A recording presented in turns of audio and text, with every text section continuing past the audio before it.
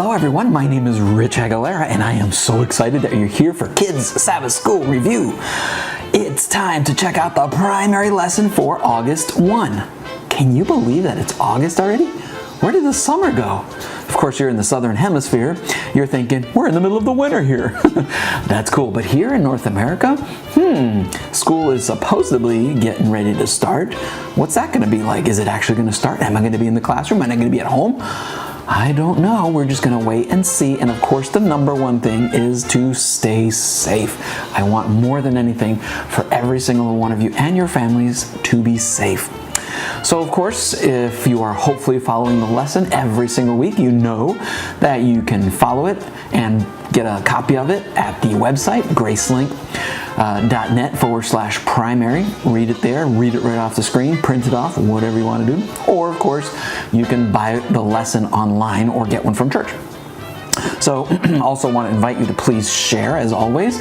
That way we help let other people, especially parents that have primary kids, your friends, your buddies, know about this video resource for you. All right, so you know what we do next, right? It's the first kind of cool thing that we do, our brain teaser. We're gonna tease our little brains to see if they can figure out this riddle.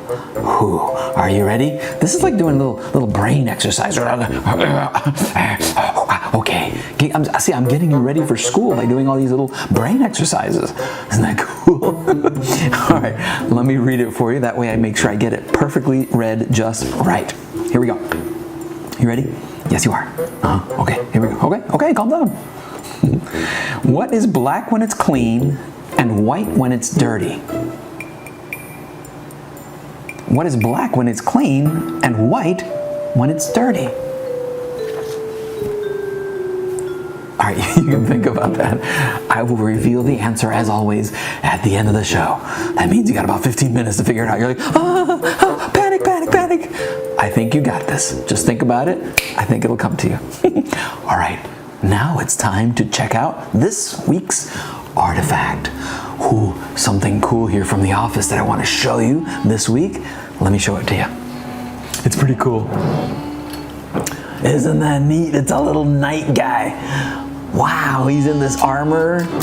Isn't that neat? He's got this shield and this spear thing, and he's got his helmet on and everything. Whoa.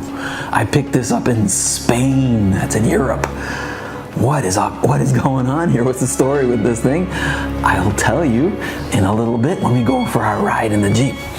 Right now though, it's time to dive into the lesson and we need to check out our memory verse of the week. Hopefully you've already memorized it. I got a couple of friends in the United Kingdom that would like to recite it for you. They are Christopher and Zachary from Hertfordshire, and they are just north of London. Here's the verse. There are different kinds of gifts, but the same Spirit. There are different kinds of service, but the same Lord. 1 Corinthians chapter 12, verses 4 and 5. Thank you, Christopher and Zachary. Good job. That's an interesting verse. Different kinds of gifts, but the same Spirit. Different kinds of service, but the same Lord. What does that mean? We're going to find out. Are you ready to dive into the lesson? Yes, you are. I know you are. Let's go. So this week's lesson, it picks up right where we left off last week. As you remember, a couple of weeks ago, after the Pentecost, 3,000 people joined the church, and this is kind of where that story continues to go. So the church is starting to grow, but not just those 3,000. Little by little, more and more and more people want to join the church. They want to know more about Jesus. They're like, what? Who is this guy? He was doing what? What did he say? He was healing people? He was bringing people back from the dead? Whoa! So this was a pretty cool time in history when believers were getting together and the church was growing and the disciples were working like crazy. But here's a problem. When you get that many people together, even if they're working together on the same goals, you know what's bound to happen? You're bound to run into some problems. You're bound to run into some people that have some complaints about something. Just not right, or this happened, or he said this, she said that. You know, that's normal. We're people. We're humans. Sometimes we don't get along. Sometimes we fight.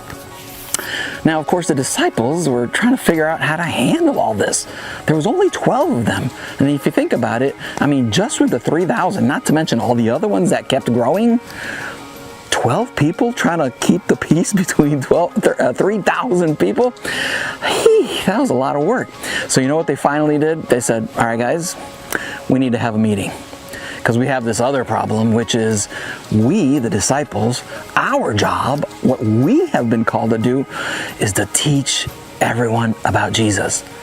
But instead, their time was getting used up solving little problems. Who's going to do this? Who's going to take food over there? And whatever it is that they were doing. So they said, all right, we got to figure this out. And they came together, they had a meeting, and they talked. And you know what they decided? They decided that they were going to pick 7 helpers to help do some of these tasks that so far the disciples were having to do. The Bible actually reads off the 7 names of the guys that were picked to do this job. They were also given a special name. They were called deacons, which is kind of like what we still have at church even now, deacons and deaconesses, right? Their job is to help and do a lot of those jobs that need to get done. So they prayed over this. They sent them off to work. Wow. So remember, the disciples in charge of teaching people about Jesus, the deacons in charge of serving the people. They prayed over this, and God blessed them. And this was a big moment in history because this allowed them to now grow even faster, because the disciples could now focus on growing the church, bringing believers in, teaching about Jesus.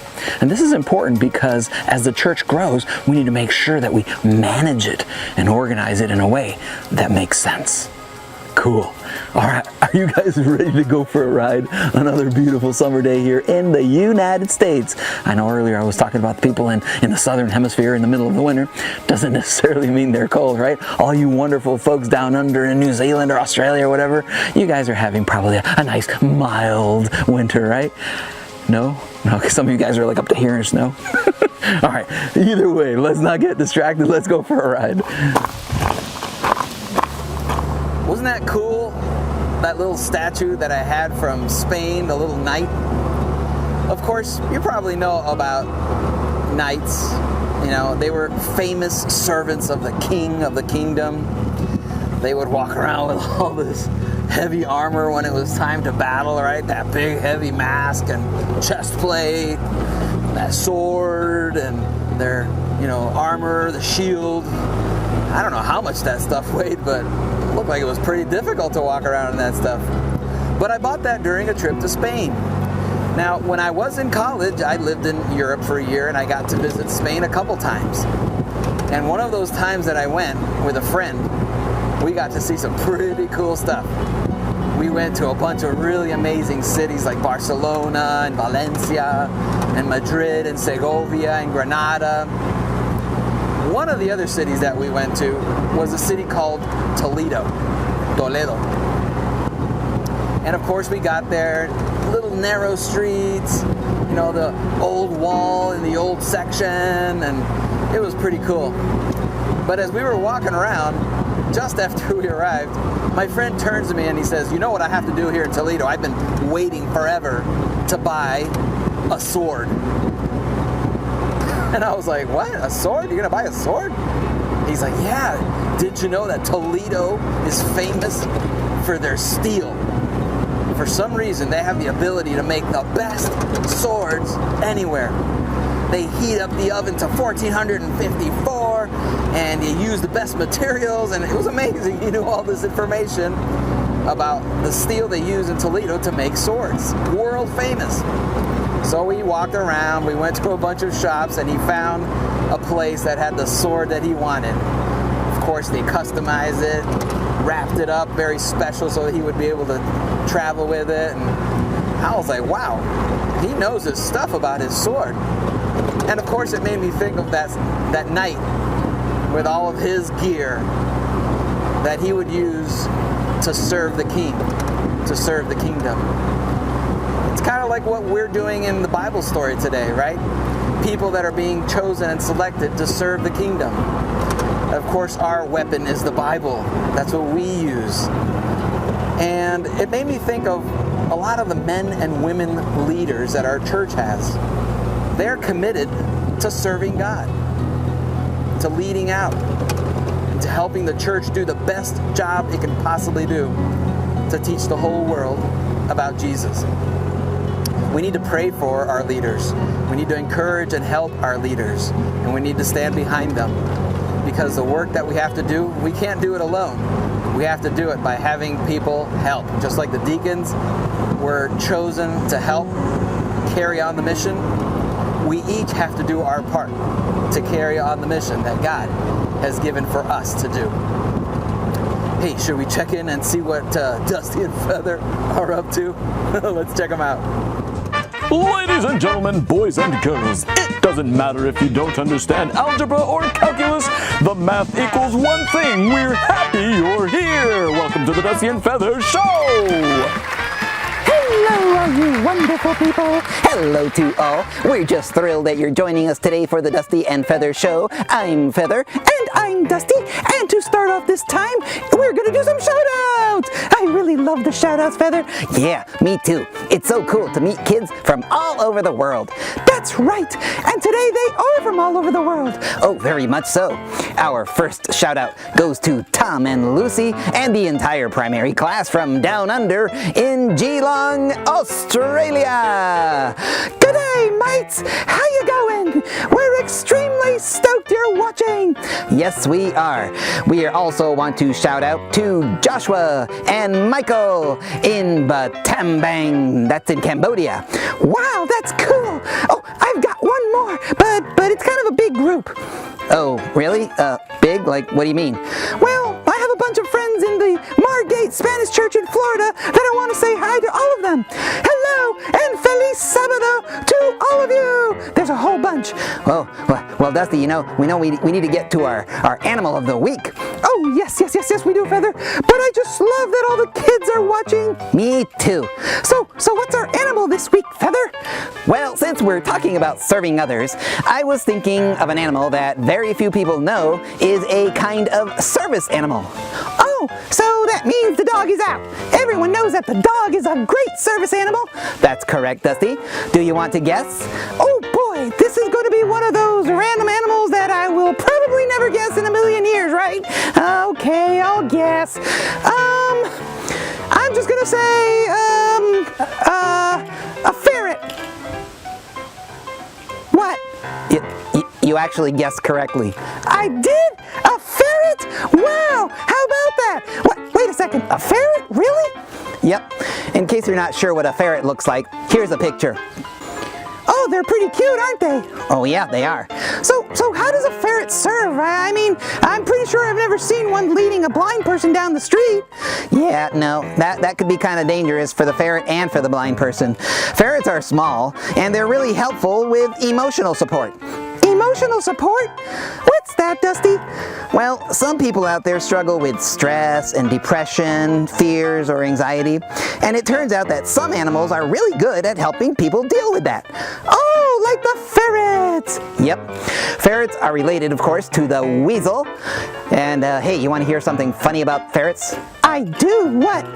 Well, you know how there are special words for groups of animals? Oh, right. A gaggle of geese, a shadow of jaguars, a crash of rhinos, a fever of stingrays. Oh, right. Okay, you know your animal group names very well, Dusty. Yeah, but you know what? I don't know what the group name is for ferrets. Should I guess? Yeah, go for it. These group names are so random, you'll never guess. Okay, how about a business of ferrets? What? You guessed correctly, Dusty. Really? A business of ferrets? Wow, I'm a great guesser today. Apparently so. What a funny name for a group of ferrets. Yeah, it is. Well, since you're on such a roll, Dusty, can you guess where I'm going now? Oh, of course I can. You're going to leave to make me my favorite nachos. Yeah, okay, close enough. That's fine. Bye, everyone. Bye, everyone. It's nacho time with Feather. All right. Thank you, Dusty and Feather, for that look at ferrets. Pretty cool. Of course, now it's time for game show. Let's see if you know the answer to these 5 questions. I'm going to ask them. I'm going to pause and let you answer. If you know the answer, just shout it out. Wake up every ferret in town. Okay, you ready? Here we go. Question number 1. How many new helpers did the disciples appoint to help out? Aha, that's right. It was 7. Very good. All right, let's check out question number 2. What was the title that they gave those 7 helpers in the Bible? That's right. They were called deacons. Awesome. Okay, you guys are doing great. Here we go. Let's check out question number 3. In which book of the Bible is our memory verse found in? Very good. It's in 1 Corinthians. Awesome. Glad to see you guys are paying attention. Let's check out question number 4. What's the name of that city in Spain where my friend bought a sword? That's right. Toledo. Not Ohio. Spain. All right, let's check out question number 5. What do you call a group of ferrets? That's so strange, right? A business of ferrets. I don't know who's in charge of making up these names. That's great. How'd you do? Did you guys get all 5? I'm pretty sure you guys did. You guys do so well every week. So proud of you guys. All right, though, right now it's time to check out our brain teaser. What do you think? Was that a hard one this week? I don't know. Maybe you got it. Maybe you didn't. Maybe you're still scrambling at the last second here like, wait, let me think. All right, let me read it for you one last time. Here we go. What is black when it's clean and white when it's dirty? The answer? Chalkboard. Chalkboard. That was tricky. I know a lot of you guys in school don't even have chalkboards anymore, right? You have those dry erase boards now. All right, next up though, we got to find out our what's it for this week. What's it? I don't know, but we got to find out what a what's it is. All right, so you probably know how it works. I'm going to show you a picture of something in nature that's been zoomed in big time. You're trying to figure out what it is. So first of all, let me show you what last week's what's it was. All right, here it is. What is that? It's kind of cool looking, but what is it? All right, ready for the reveal? The answer is algae. That's algae. Super zoomed in. Wow, it's kind of cool looking though, huh? All right, good job. I don't know if you got it or not, but we are now going to check out what next week's What's It is. Are you ready? Here we go. Here it is. Okay. What is that? You want a clue? I'll give you a clue. It's not algae. That didn't help at all, did it? All right, we got to keep going. Don't forget that you can still grab your printable PDF activity worksheets that I still make. Of course, the webpage is uniquechristiantoys.com/free stuff. It's still right there before we head out to our new website. And go ahead and download those and share. Do as many of those as you want. All right, guys, I'm sad to say that it's time to wrap up our time together. I've had a great time learning with you about the work that God has for us to do together. Let's bow our heads now and pray together. Dear Jesus, dear Father, thank you so much for helping us know that it's important to appoint good leaders that love you to help all together work to do your work here on earth. Help us to each do our part. Thank you, Lord. We love you, and God bless each one of the kids. In your name I pray. Amen. All right, guys, that's it for me. I am looking forward to seeing you next week. Take care. God bless.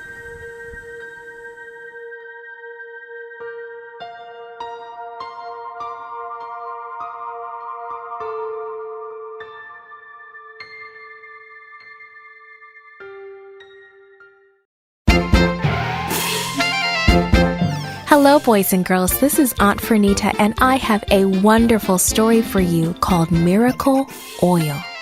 Today's memory verse is from Psalms 95:7. It says, "He is our God, and we are under His care." The message for today's story is, God uses others to love and care for us. When Elijah was hungry, someone shared a special meal with him. Elijah had been camping at the little brook for a long time, but the water no longer splashed along. There had been no rain, and the water in the little brook was almost gone. Elijah studied the clear blue sky. There wasn't a rain cloud in sight for miles. Elijah knew why. God's special people were still praying to Baal for rain, but God wanted them to understand that He was the one who sent the rain, not an idol, and it would not rain until God said so. Suddenly God spoke to Elijah. "Go to the village Zarephath," he said. "A widow woman there will feed you." Elijah quickly started down the dusty road to Zarephath. When Elijah reached the village gates, he saw a woman gathering small sticks. Elijah was hot and thirsty from his long walk. "Would you please bring me a cup of water?" he asked the woman. "And please bring me a little bread, too." The woman turned to Elijah with tears in her eyes. She said, "I don't have any bread in my home. I only have a handful of flour and a little oil. I'm going home now to make a fire with these few sticks. I will cook one last meal for my son and me, and then we will die, because we have nothing left to eat." Elijah smiled at the woman. "Don't be afraid," he said. "Go ahead, cook the meal, but make a little loaf for me first. God promises that there will always be plenty of flour and oil in your containers, and you will not run out of food until He sends the rain again and new food begins to grow." Well, the widow woman believed the words of the Lord, so she did as Elijah asked her to. She went home and began to cook. Elijah sat and sipped his water as the woman made a little loaf of bread for him. He watched as she measured just the right amount of oil and flour. He then saw her mix them together to make bread dough. Soon he could smell the bread as it slowly baked. Oh, what a treat it was to have good, fresh bread again. For more than 3 years there was no rain, and nothing could grow. But the widow's flour and oil never ran out. God had provided food and water in the past, and He would provide it now for Elijah and the kind widow and her son. This podcast was brought to you by Studio El Piso and Gracelink.net. For more children's resources, please visit Gracelink.net.